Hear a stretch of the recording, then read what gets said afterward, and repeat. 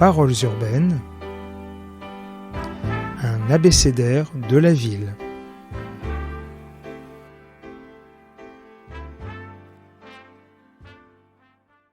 C comme commerce. Bonjour Pascal Madry. Bonjour Xavier. Alors, je vais prendre juste les lignes hautes du CV parce le CV est très long. Alors, vous êtes directeur de l'Institut de la ville et du commerce. Vous enseignez à l'école d'urbanisme de Paris. Vous avez dirigé un gros cabinet d'études qui s'appelle Proco, si vous en direz peut-être un peu de mots, qui, en fin de compte, alimente en données, informations, on va dire, le commerce moyen et grand en général.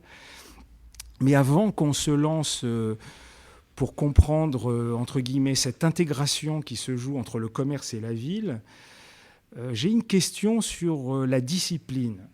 J'ai l'impression que le commerce, et peut-être je me trompe, mais vous me corrigerez, est un peu le parent pauvre en termes d'études et de recherche de la recherche urbaine. Est-ce que je me trompe en disant ça ? Alors absolument pas, c'est un enfant mal aimé de la ville. En tout cas, si on compare aux questions de logement, aux questions de mobilité, aux questions d'environnement, il y a beaucoup d'appétence et des étudiants et des enseignants pour investiguer tous ces champs-là. En revanche, le commerce, non, c'est sale, c'est une activité sale.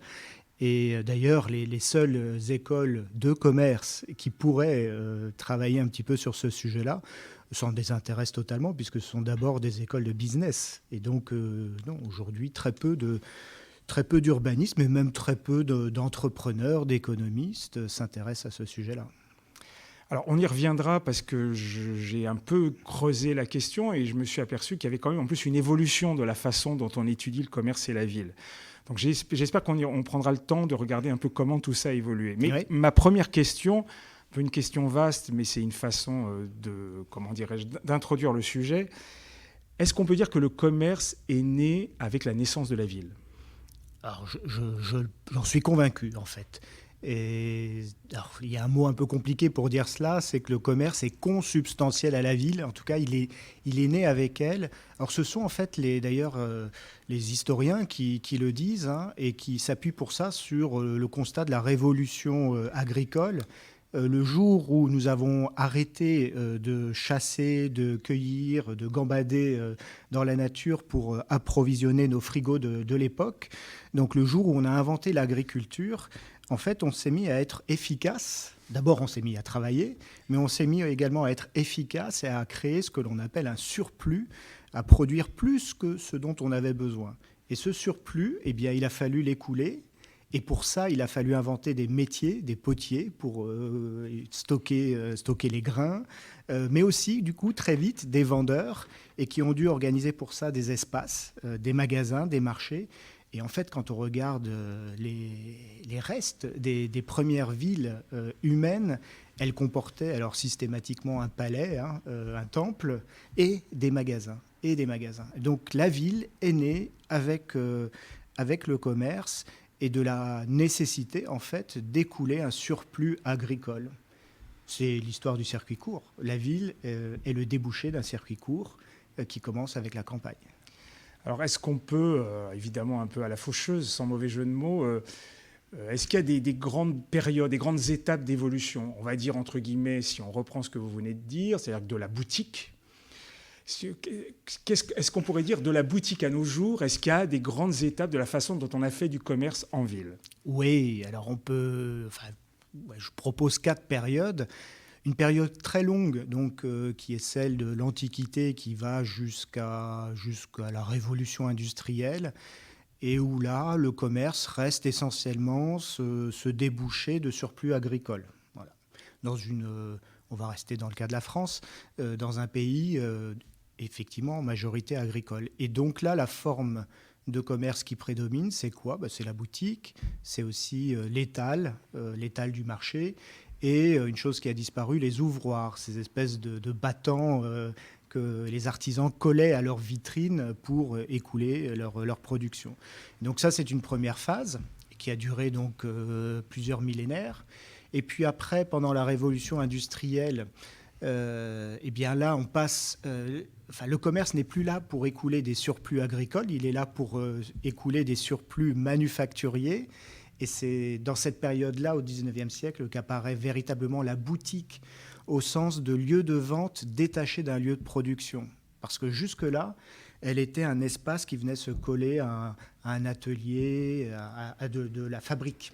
Et donc là, on a un espace qui s'autonomise, et grâce aussi à plein de progrès de l'époque, le progrès du verre qui permet d'ouvrir la vitrine, les progrès dans l'architecture, tout simplement, qui permettent de créer des espaces dédiés à la vente. Donc la boutique au 19e, et puis après, dans la période plus récente, et que l'on connaît tous, c'est à partir des années 60, la moyenne surface, et qui, elle, arrive, on pourrait parler d'interface, comme nouvelle interface, venant là écouler cette fois des surplus industriels. Et puis la quatrième génération, c'est celle que l'on rencontre depuis le début des années 90, avec évidemment Internet, et avec une particularité cette fois, c'est que jusqu'à présent, que ce soit les ouvroirs, les boutiques, les étals, les moyennes surfaces, on était toujours sur une interface physique, des murs. Et là, pour la première fois, avec l'électronisation du commerce, eh bien, cette fonction qui est née avec la ville peut pour la première fois s'en détacher parce qu'il n'est plus obligatoire de passer nécessairement par la boutique pour commercer aujourd'hui. Et donc là, on est face à une révolution historique. C'est qu'effectivement, on peut parler de risque, quelque part, pour la ville, que la fonction qu'il a faite s'en détache, finalement. Alors là, vous nous racontez une évolution par rapport à la fonction. Ce qui est aussi intéressant, c'est que... Alors, j'ai triché un peu parce que je m'appuie sur vos modélisations qui sont assez bluffantes. On en reparlera un petit peu. Mais il y a deux choses qui me paraissent aussi en parallèle. Il y a un rapport au temps et un rapport à l'espace. Est-ce que ces trois évolutions avancent parallèlement ou tout d'un coup, il y a des ruptures entre ces trois éléments? Prenons déjà le premier rapport, le rapport à l'espace. Qui dit commerce, dit lieu, dit un lieu physique, un bout de territoire. Est-ce que là aussi, on a des évolutions qui suivent le processus de la pratique du commerce? Alors, avec des tempos variés. Et par exemple, la boutique, jusque dans les années 1960, on va dire, jusqu'à l'avènement de la grande distribution, les urbanistes, je pense notamment à Alain Metton qui a beaucoup travaillé sur cette période, constataient en fait que le commerce évoluait toujours avec un petit temps de retard par rapport aux besoins de consommation des territoires. Et que les villes grandissaient, donc la demande de consommation grandissait et l'adaptation du commerce se faisait un petit temps en retard. Parce qu'il fallait, une fois que les habitants étaient arrivés, eh bien, il fallait créer les linéaires, les rez-de-chaussée, etc. Et donc, pendant longtemps, on a eu un commerce qui n'était pas tout à fait en correspondance avec la demande et on va dire un déficit d'offres. La grande distribution, eh bien, elle a fait l'inverse. C'est que, en tout cas, durant, on va dire, ces 30 dernières années, elle a plutôt eu tendance à anticiper la demande de consommation des territoires et en venant prendre les places à l'avance. Sauf que, malheureusement, la consommation n'a pas totalement suivi, et ce qui explique, mais j'imagine qu'on y reviendra, qu'aujourd'hui, il y a beaucoup de pots cassés, beaucoup de vacances commerciales, des zones qui s'enfrichent. Et là encore, donc, parce qu'on a un commerce qui est venu trop tôt, ou en tout cas qui a mal anticipé l'évolution de la demande de consommation. Donc oui, il y a une sorte d'arythmie ou d'asynchronie entre l'évolution des villes et l'évolution du commerce, et on peut le voir dans deux directions selon le type d'interface, boutique ou moyenne surface. Restons sur cette réalité spatiale. Alors évidemment, les gens ne peuvent pas le voir parce qu'ils vont écouter, mais... Vous avez un modèle assez efficace avec un jeu de petits carrés presque, c'est presque du Minecraft, où vous montrez l'occupation de l'espace des types de commerce entre les uns et les autres. Et ça, effectivement, là on a l'impression, alors je fais un peu un saut dans le monde contemporain, on a l'impression qu'on observe une vraie rupture dans l'occupation de l'espace, de la façon de faire du commerce. Il s'agrandit d'un côté, il se réduit de l'autre. Est-ce que vous pouvez nous éclairer un peu là-dessus ? Oui, alors il faut donner quelques chiffres repères. Prenons les 100 dernières années et commençons en 1920. Voilà, plaçons-nous en 1920. Donc à cette époque-là, la France comptait 2 millions de magasins. En tout cas, on estime à 2 millions le parc de magasins de l'époque. Il s'agissait essentiellement de toutes petites boutiques. Il faut imaginer des espaces de 30 à 50 mètres carrés. Voilà. Et donc le parc immobilier de commerce était composé d'interfaces très atomisées, très dispersées d'ailleurs aussi dans l'espace, puisque des boutiques, on en avait partout, y compris dans ce qu'on appelle aujourd'hui les petites villes, les centres-bourgs. Eh bien oui, à une France à l'époque encore en majorité rurale, correspondait à une géographie commerciale très essaimée. Et donc, pour reprendre les carrés de Minecraft, des petits confettis, pour le coup là c'est pas des carrés les confettis, mais on s'entend, des petits confettis répartis dans cet espace où le peuplement était lui-même très dispersé. Et puis arrive l'exode rural, ou plutôt l'urbanisation, la motorisation, les grandes surfaces, et tout ça va chambouler complètement ce jeu, et on passe... On réactualise Minecraft et on passe à une autre géographie. Et donc celle-ci, elle va être composée de carrés beaucoup plus gros, ce sont les fameuses moyennes surfaces, et qui aujourd'hui, en fait, dominent complètement le parc immobilier. Donc il faut gommer les petits carrés. Ils ne représentent plus que 40% de la surface totale du commerce, ces boutiques, ces petits carrés de boutiques. Quand maintenant les grandes et moyennes surfaces, alors il faut dire ce que c'est, ce sont les magasins de plus de 400 mètres carrés, eh bien ceux-là prédominent et constituent maintenant 60% du parc immobilier. Donc je parle bien de surface. Ils occupent 60% de la surface commerciale totale du parc immobilier français. Alors, l'autre troisième volet, entre guillemets, de l'évolution, c'est le rapport au temps. Alors, il y a un rapport au temps qui est double, c'est-à-dire, dans ma question, c'est que le rapport au temps de la vente en tant que telle, dans l'arrivée du produit et le revendre, et aussi dans le rapport au temps qu'a le client. Est-ce que là, ça suit aussi un peu le processus, on va dire, de l'Antiquité à la révolution industrielle après-guerre. Et là, tout d'un coup, on est dans ce que montre Rosa Appert, vraiment là, le processus d'accélération à tous les niveaux, quels que soient les acteurs. Alors je caricature un peu. Je ne pense pas. Enfin, la question est très pertinente. Alors moi, je décompose cette question-là en revenant à la boutique et à son rôle. La boutique, en fait... J'ai déjà utilisé le terme d'interface. On peut aussi parler d'un média qui est là pour gérer, pour accomplir une transaction marchande. Mais derrière, ça implique en fait la gestion de 3 flux. Un flux d'information, c'est le consommateur qui se rend, le client qui se rend dans une boutique et qui exprime un besoin. Et en réponse, un libraire, par exemple, qui va dire ça tombe bien, voilà, moi j'ai ce dernier ouvrage qui vient de sortir. Donc ça, c'est de l'information. Et puis, si le besoin peut être couvert, alors il y a transaction. Et cette transaction, elle va impliquer 2 choses. Elle va impliquer un transfert de propriété. Le livre sort des comptes du libraire et va dans le patrimoine du client. Et puis, en contrepartie, il y a un flux monétaire, un paiement. Voilà. La boutique, c'est le lieu qui permettait de gérer ces 3 flux en un même lieu et en un même temps.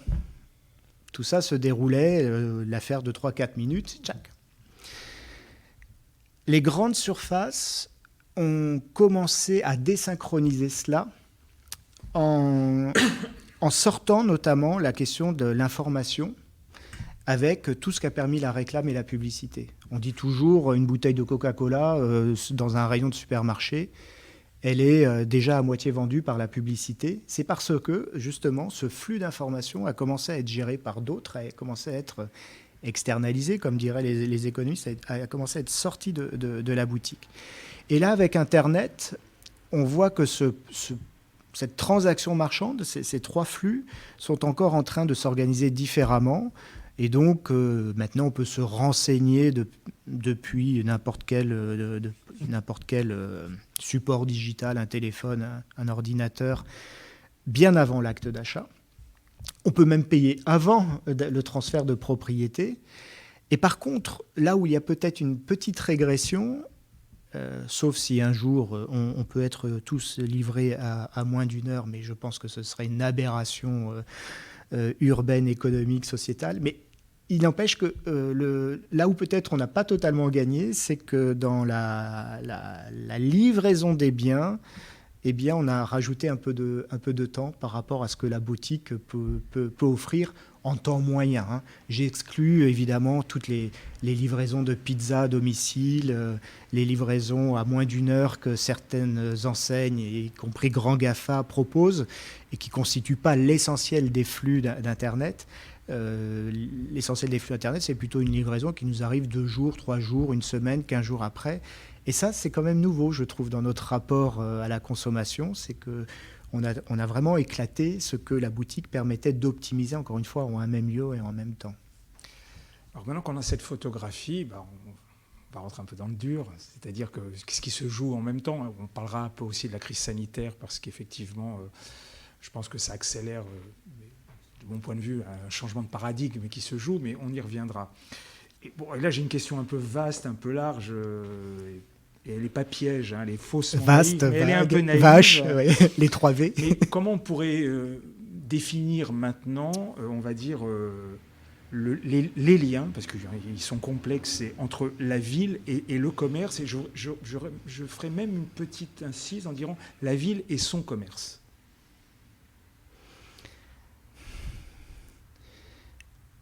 Alors on peut le voir peut-être du point de vue des politiques publiques et des collectivités. Je dirais que c'est un rapport schizophrène, enfin en tout cas très ambigu, marqué à la fois par un très fort attachement, en tout cas à certaines formes de commerce, et qui s'exprime par exemple aujourd'hui à travers cette attention très soutenue pour le centre-ville, pour les cœurs de ville, pour les magasins, pour les boutiques. Et puis, dans le même temps, des choix politiques, d'ailleurs à la fois nationaux et locaux, qui peuvent être contre-performants par rapport à cette protection attendue du petit, du cœur de ville, etc. Et je dirais qu'aujourd'hui, les collectivités sont dans un rapport controversé, ambigu, vis-à-vis du commerce, et cela à 3 niveaux. Il y a une première controverse qui est, est-ce que dans la ville, est-ce qu'il est plutôt souhaitable d'avoir des boutiques ou des moyennes surfaces ? Et ça, c'est un premier débat qui anime d'ailleurs l'urbanisme commercial depuis les années 70. Il y a un second sujet, c'est centre-périphérie. Est-ce qu'il faut défendre le commerce en centralité urbaine, en densité, ou est-ce qu'il faut défendre le modèle de la périphérie ? Et la troisième controverse, c'est le petit commerçant face à la grande distribution. Voilà. Et je dirais que ces 3 clés de lecture nous donnent tous les débats de l'urbanisme commercial de ces 40 dernières années. Alors, la nouveauté, c'est que Internet est en train de déplacer ces controverses-là. Et je dirais qu'aujourd'hui, la question n'est pas... Enfin, il faut résoudre ces controverses et on ne l'a pas fait. Mais donc, on a à finir le travail et il faut déjà se mettre à jour aussi des nouveaux enjeux. Et alors, si je reprends mes 3 controverses, comment est-ce qu'on pourrait les reformuler aujourd'hui ? Alors, la première, boutique contre moyenne surface. Moi, j'ai l'impression en fait que la boutique comme la moyenne surface sont maintenant confrontées aux mêmes difficultés. Et par exemple, la vacance affecte à la fois les petits comme les grands magasins. Et la question, c'est de savoir si demain, le commerce continuera de se faire à travers des magasins, quelle que soit leur taille, petits et grands, ou des interfaces qui ne sont pas des magasins, mais qui sont des espaces logistiques. Et on appelle ça plateforme de livraison à domicile. On appelle ça consigne, on appelle ça drive, etc., etc. À mon avis, elle est là, la nouvelle controverse, sur les formes. Après, le sujet centre-ville, périphérie. Là aussi, j'ai l'impression que le centre et la périphérie ont des intérêts communs maintenant, en tout cas un peu plus que par le passé. Et la vraie question est de savoir si on continue de faire du commerce avec de l'espace public, enrichi quand il est en centre-ville, appauvri quand il est en périphérie, ou est-ce qu'on passe par des espaces numériques ? Et la dernière controverse, c'est le petit indépendant et la grande distrib, qui ont longtemps été en concurrence. Eh bien, est-ce que ces deux acteurs-là n'ont pas, là aussi, un destin maintenant commun face à de nouveaux acteurs qui ne sont pas des commerçants? Et là, on peut citer Amazon, très clairement, qui sont des logisticiens et des entreprises du numérique et qui s'invitent comme nouvel entrant dans le secteur du commerce. C'est plus qu'une invitation. Et qui même percutent violemment, enfin, et cannibalise, c'est le terme, cannibalise effectivement les acteurs présents. Et donc, voilà, pour moi, comment je propose de lire en tout cas les enjeux de ce nouveau commerce qui advient et qui nous oblige encore une fois, à résoudre les conflits passés et que l'on n'a pas totalement enterrés, mais qui nous oblige aussi à chausser de nouvelles lunettes très vite pour prévoir le coup d'après. Alors, quand vous nous racontez ces controverses ou même des fois ces formes de tensions qu'il peut y avoir entre les différents acteurs qui occupent l'espace commercial, petites boutiques, grandes boutiques, choses comme ça, et que ce jeu est en train de se recomposer, il y a un autre paramètre qui, moi, me chatouille un peu, c'est la réalité foncière, et j'y rajouterai son avatar néolibéral, la finance. On a le sentiment, malgré tout, et je me fie à un travail que j'ai lu il y a peu de temps, excusez-moi, du Labex Futur Urbain, en prenant l'exemple le cas du Marais, on voit que là, on avait physiquement des petites boutiques dans un quartier historique, donc qui renvoie à toute l'imagerie, je dirais, de la tradition. Mais non seulement ce sont des enseignes globalisées, donc le problème de la taille est secondaire. Et ce travail montrait, je dirais, qu'il n'y a même plus d'enjeu de rentabilité de la boutique en tant que telle. On rentrait dans des mécanismes de financiarisation. Alors, partant de ce constat, que peut-être vous pouvez contester, mais en tout cas, je pose ma question partant de ce constat. Est-ce que là, tout d'un coup, le commerce, il change d'échelle, paradoxalement, se dématérialise dans la finance, peu importe les réalités d'Internet ou pas? Est-ce que ça fait aussi chambouler les choses et par conséquent chambouler l'organisation urbaine? Non, mais je partage complètement, et c'était l'objet de ma thèse, en fait, qui a porté sur ce que j'ai appelé la déterritorialisation du commerce, sous-entendu un commerce qui ne se raccrochait plus aux besoins réels de consommation des territoires, mais qui continuait de se développer en dépit de la consommation. Le commerce est devenu l'immobilier de commerce, plus précisément, est devenu un produit financier depuis les années 90. Qu'est-ce qui se passe à cette époque? Alors, c'est l'époque où d'abord les marchés financiers se dérégulent, mais on aurait pu se dire que le commerce, après tout, c'est une activité locale qui dépend qui est non transférable, non délocalisable, et qui est donc très ancrée aux besoins de consommation des territoires.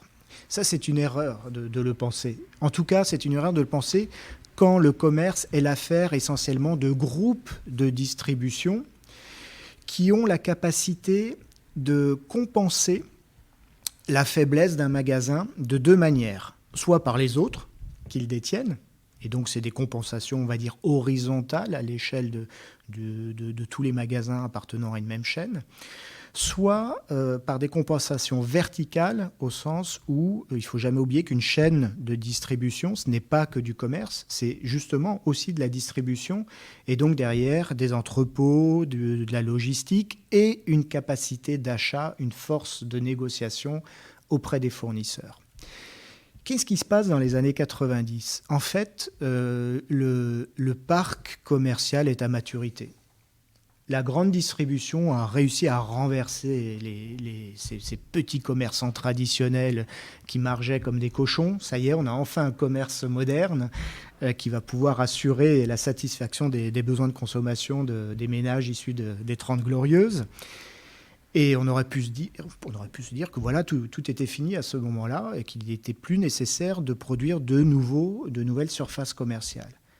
Eh bien, paradoxalement, au moment où le marché est à maturité, eh bien, on va voir une accélération de la production de surface commerciale.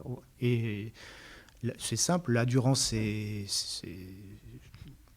est au milieu des années 90. Durant ces 25 années, on a produit autant de surface que durant les 40 précédentes années. Alors qu'encore une fois, la plupart des besoins de consommation des Français étaient satisfaits. Que s'est-il passé en fait ? Eh bien, jusque dans les années 90, notre grande distribution est arrivée pour se substituer à ce commerce traditionnel, et c'est ce qui explique la croissance des mètres carrés. Aussi parce que dans le même temps, les Français s'enrichissent, les 30 glorieuses, etc. Donc, il y a besoin de faire croître le parc aussi pour cela. Années 90, saturation des marchés, eh bien, les chaînes vont en fait accélérer leurs ouvertures de magasins, non plus pour répondre à des besoins nouveaux, puisque ceux-là sont en train même de ralentir, hein, la consommation commence à ralentir à cette époque-là, mais pour pour chercher des gains de productivité dans leur organisation. Alors, très concrètement, des chaînes vont ouvrir plus de magasins pour renforcer leur pouvoir de négociation auprès des fournisseurs. En disant, vous voyez, maintenant, moi, je suis une chaîne non plus de 100 magasins, mais de 200. Donc, s'il vous plaît, vous allez me faire un rabais de temps sur le produit que je commercialise. Et le jeu a été de créer ces compensations-là, de compenser ce qui était perdu en magasin par ce qui pouvait être gagné en amont, dans la distribution, dans la logistique, etc. Et Internet a énormément aidé à cela, puisqu'il a permis d'optimiser la gestion des flux de marchandises en amont. Alors, par rapport à, si on rabat ça sur la question territoriale, à quoi est-ce que l'on assiste ? On assiste à un secteur immobilier qui se développe indépendamment, encore une fois, des besoins réels de consommation des territoires. Et le comble de tout ça, c'est que avec un secteur dominé par des groupes concentrés, quand la consommation va, on crée des surfaces. Et quand la consommation ne va pas, on continue de créer des surfaces. Et donc, on a une demande pour de l'immobilier de commerce qui est maintenue soit avec un sous-jacent, soit de manière totalement artificielle. Et c'est ce qui a fait que le secteur de l'immobilier de commerce est devenu un produit financier, puisque complètement décorrélé, encore une fois, de la demande de consommation des territoires. Donc là se posent deux questions corollaires auxquelles on ne va pas échapper. C'est l'acteur public, le pouvoir public, l'élu, pour faire court. Et avant de rentrer dans le détail, vous pourrez peut-être voir aussi sa place par un élément maintenant qui occupe un peu beaucoup de villes, et surtout des petites villes et des villes moyennes, c'est ce qu'on appelle la crise de la vacance. Alors d'un côté, une crise de la vacance d'un certain nombre de petites villes dues à des éléments qu'on peut connaître, ou voir d'autres, Internet, la périphérie, que sais-je. Mêmes élus d'ailleurs qui ont autorisé ça, mais bon, ça il faut bien vivre ces contradictions dans la vie. Et de l'autre côté, ce processus de financiarisation qui ne fait que gagner du terrain. Quid de l'élu ? C'est-à-dire, est-ce qu'il a encore des marges de manœuvre ? Alors c'est la question de la régulation de ce système. Et on peut la poser d'ailleurs d'une manière plus globale.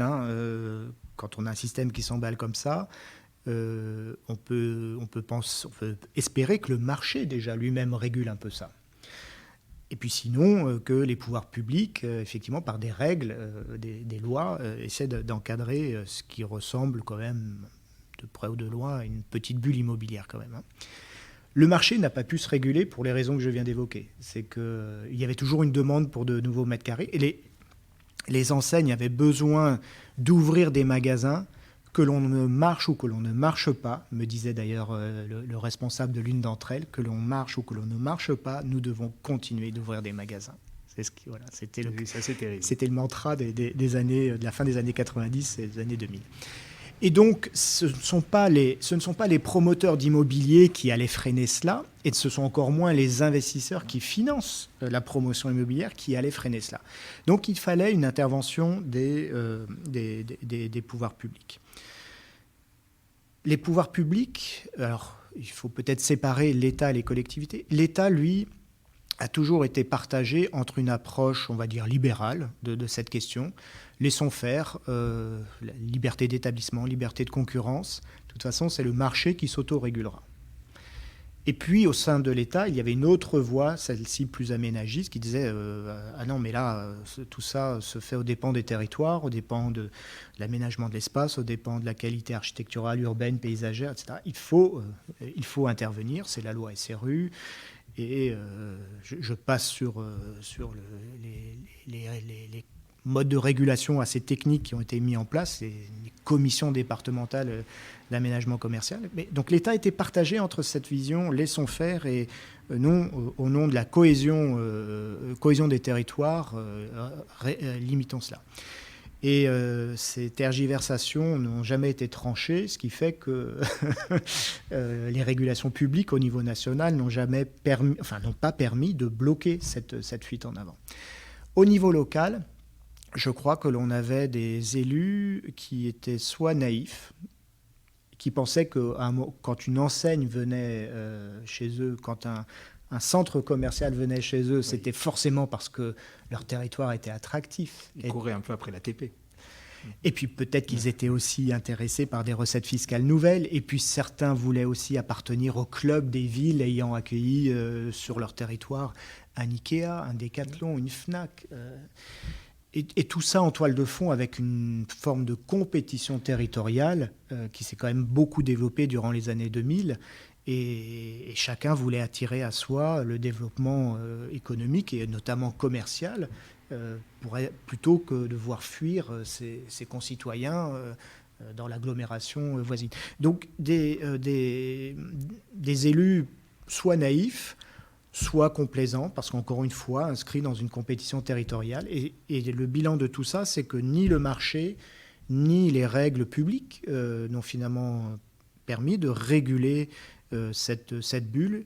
Et elle a fini par éclater d'elle-même. Et c'est donc cette question de la vacance commerciale. Je pense que c'est le plus beau marqueur de cette crise qui là éclate et qui montre qu'on ne peut plus fonctionner comme ça. Et là, cette fois, le signal a très bien été compris, et par les investisseurs, et par les promoteurs, et par les enseignes, on va dire en tout cas le commerce organisé, et peut-être que alors par l'État, je pense aussi, peut-être que les derniers à ne pas avoir complètement saisi ce changement de paradigme, pour reprendre vos propos, ce sont certains élus qui continuent encore dans leur territoire à la fois défendre leur cœur de ville tout en créant de nouvelles surfaces en périphérie.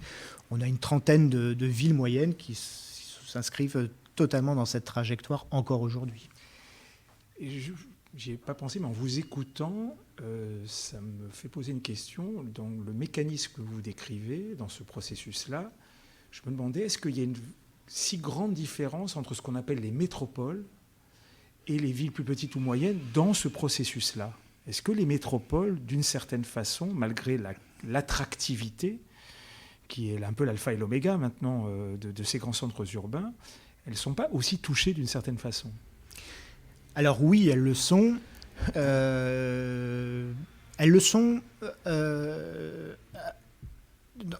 Avec une moindre intensité quand même. C'est-à-dire que la vacance commerciale, par exemple, est d'autant plus élevée que l'on se situe dans des strates de villes petites. Voilà. Pour autant, moi, je ne dirais pas que les métropoles sont préservées. Je nuance le constat en disant qu'elles sont touchées en retard. Et donc les tissus les plus fragiles ont été les premiers touchés, les tissus commerciaux des petites villes, mais on a vu ensuite les villes moyennes commencer à être impactées également, et puis ça remonte maintenant dans les métropoles. Et il ne faut jamais oublier qu'à Paris, par exemple, la vacance commerciale touche 10% des rez-de-chaussée d'immeubles, et cela avant la crise sanitaire. Toulon, qui est une grande métropole, alors certains contestent son classement en tant que métropole, mais c'est une grande ville, la vacance dépasse les 12%. À Marseille également. Donc les métropoles ne sont pas à l'abri de cette crise de suroffre. Simplement, elles sont impactées avec un peu plus de retard. Alors, autre acteur important dans la ville, c'est le client, le citadin. On l'appellera comme on voudra. Donc là, on est commerce, on va dire client. Est-ce que lui a foncièrement changé ? Est-ce qu'il suit, si on reprend le début de notre entretien, ce processus antiquité, révolution industrielle et les évolutions post-après-guerre? J'ai fait un pléonasme d'ailleurs. Et quid du client? Voilà. Comment lui se comporte-t-il en fonction de tous ces éléments? Est-ce qu'on arrive à le saisir? Il est insaisissable? Est-ce qu'il est vraiment si roi que ça? Avec vieux slogan, le client est roi. Comment vous voyez le client passé? On va peut-être faire court, mais en tout cas actuel.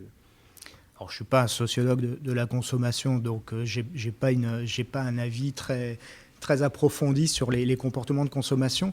En revanche, d'autres ont travaillé la question, et je pense notamment à Pierre Wohl, qui, parmi toutes les analyses que l'on peut faire du comportement de consommation, lui utilise le terme de multifacette. Donc, il y a des sociologues qui construisent plutôt des visions déterministes, avec un consommateur qui évoluerait dans ses attentes, dans ses valeurs, dans ses motivations, etc. Lui, il dit qu'on est tous les mêmes, mais comme une boule à facettes, selon les circonstances, on va afficher une personnalité avec des... Voilà. Et ça permet de gérer derrière toute la question de la contradiction du consommateur. Donc je dirais que nous sommes à multifacettes. Peut-être qu'avec la montée de l'individualisme, enfin, en tout cas de l'individu qui se revendique en tant que tel, détaché de ce qui autrefois pouvait structurer son identité, les corps sociaux, les syndicats, etc. Avec la montée de l'individualisme, je dirais que cette boule à facettes a gonflé encore et qu'il y a peut-être maintenant encore plus de facettes qui s'affichent dans le comportement du consommateur. Donc ça, c'est une première clé de lecture. La deuxième clé de lecture que j'ai, c'est que contrairement à tous les autres acteurs que l'on vient d'évoquer, les investisseurs, les promoteurs, les petits commerçants, les enseignes, les collectivités, l'État, c'est le seul qui ne soit pas régulé dans son comportement. Les enseignes doivent passer par des permis de construire pour s'implanter, doivent demander des autorisations d'exploitation commerciale pour venir s'implanter.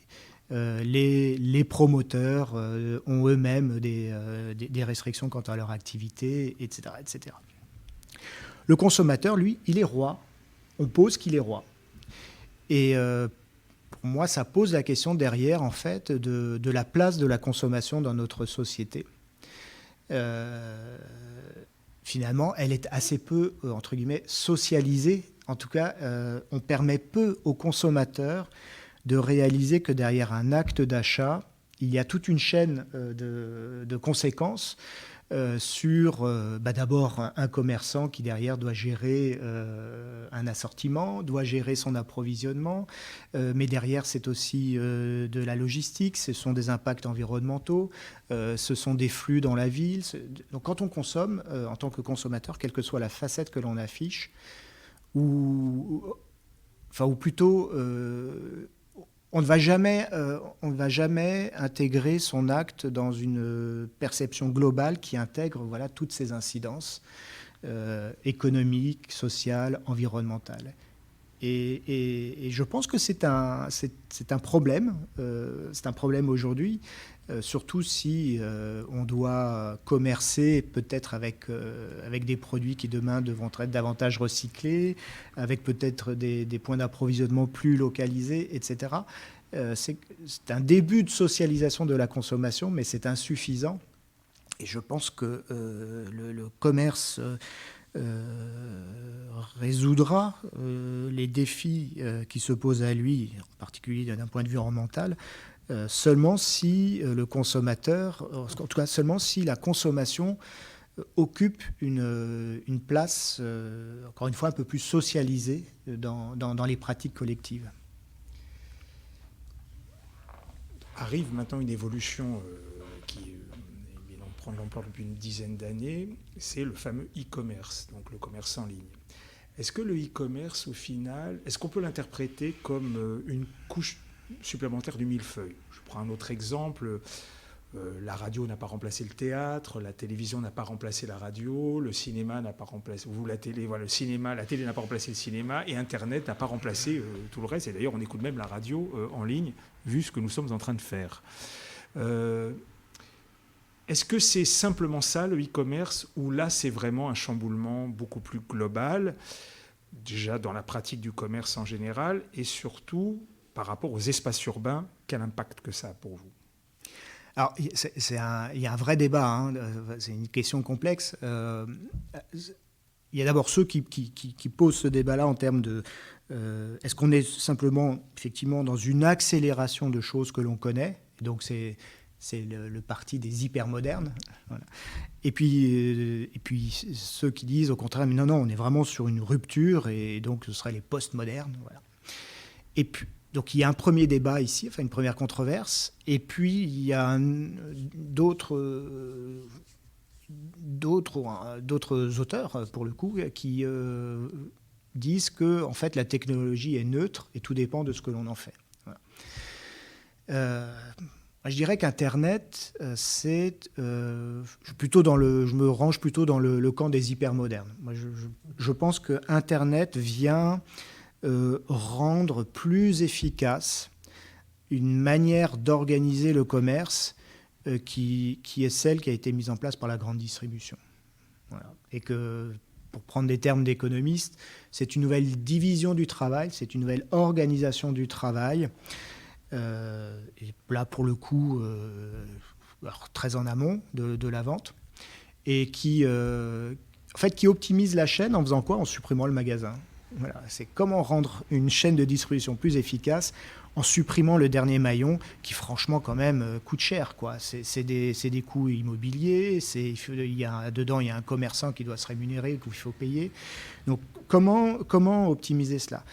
Je rappelle que la grande distribution, elle est née de cette préoccupation-là. En 1916, le gérant d'un supermarché qui s'appelait Piggly Wiggly aux États-Unis se demandait comment limiter ses coûts d'exploitation en supprimant les vendeurs, les commis. Et donc ce type-là, au bout de sa réflexion, il a inventé le libre-service. Il s'est dit, on va arrêter de mettre un comptoir avec un commis en blouse qui va chercher les paquets dans l'entrepôt et qui déballe ça devant le client. On va faire le boulot au client. Voilà. Aujourd'hui, on peut voir Internet comme une mise au travail supplémentaire du consommateur qui maintenant doit se renseigner sur Internet, doit effectuer lui-même son paiement, parfois doit aller chercher aussi d'ailleurs son bien. Et donc, effectivement, on n'a plus besoin du commerçant puisque c'est le client qui lui-même commerce. Et puis, on peut pousser la logique avec le C2C, le consommateur qui vend au consommateur lui-même, effectivement, avec une plateforme, tout ça se débrouille très bien. Donc une vision hyper moderne de ce commerce électronique qui vient simplement accélérer cette division technique du travail orchestrée par la grande distribution. Et puis, alors, c'est une première approche. Maintenant, je reste ouvert aussi à des formes de commerce nouvelles, commerce alternative, et qui voudraient utiliser les plateformes pour orienter autrement l'acte d'achat. Je constate juste que d'un point de vue macroéconomique, les premiers sont largement dominants et sont ceux qui progressent le plus, y compris parce que les consommateurs les plébiscitent avec toutes leurs contradictions, et que les petites plateformes ancrées, territorialisées, circuits courts, produits bio, enfin tout ce qu'on peut mettre comme valeur progressiste, moderne, vertueuse, un peu naïve peut-être aussi, reste à la marge et reste à la marge. Voilà. Alors, il y a le corollaire de ça. Vincent Chabot, dans son éloge du magasin, c'est beaucoup de mots qui font plaisir à entendre. C'est un très bon livre, hein, c'est pas le problème, mais j'ai peur que ça soit bientôt un livre d'histoire plutôt qu'un livre de sociologie, mais ça c'est personnel. Mais il pointe quand même quelque chose d'important, c'est cette fonction sociale, entre guillemets, comme acteur social, presque dans une vision presque durkheimienne des choses, dans l'organisation urbaine. Est-ce que pour vous, allez, vous allez peut-être un peu vous mouiller, c'est encore de l'avenir ça, le commerce dans la ville comme acteur social?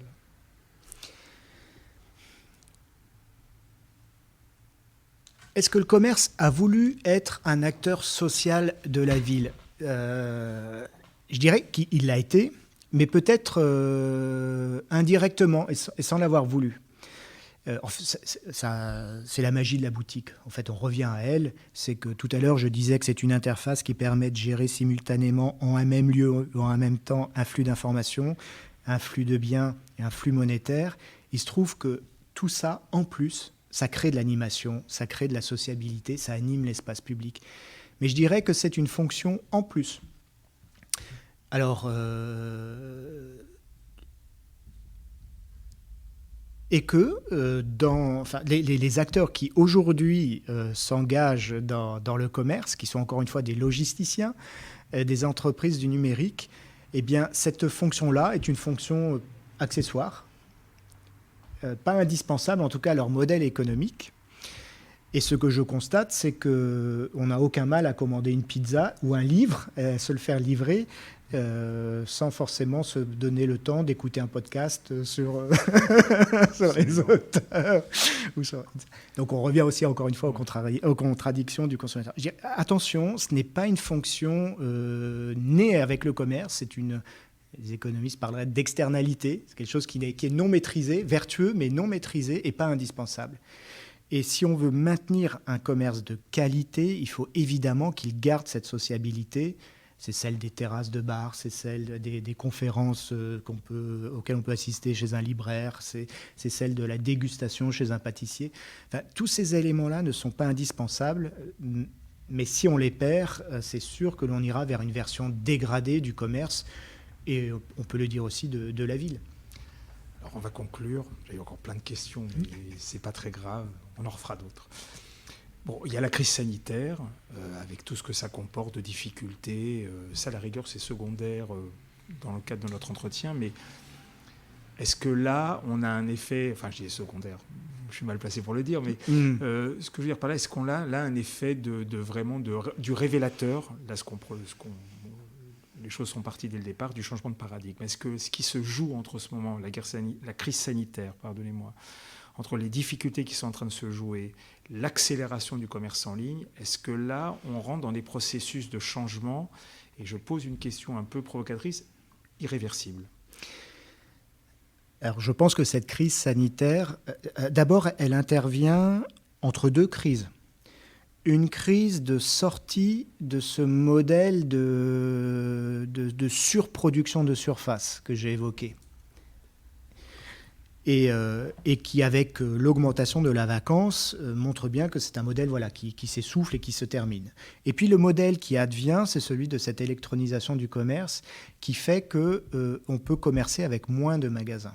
Donc on a d'un côté un modèle qui se finit et qui fait de la vacance, et de l'autre un nouveau modèle qui lui propose de commercer avec moins de magasins. Et donc pour moi la tendance générale, c'est que demain on aura besoin de moins de commerce pour toujours davantage commercer.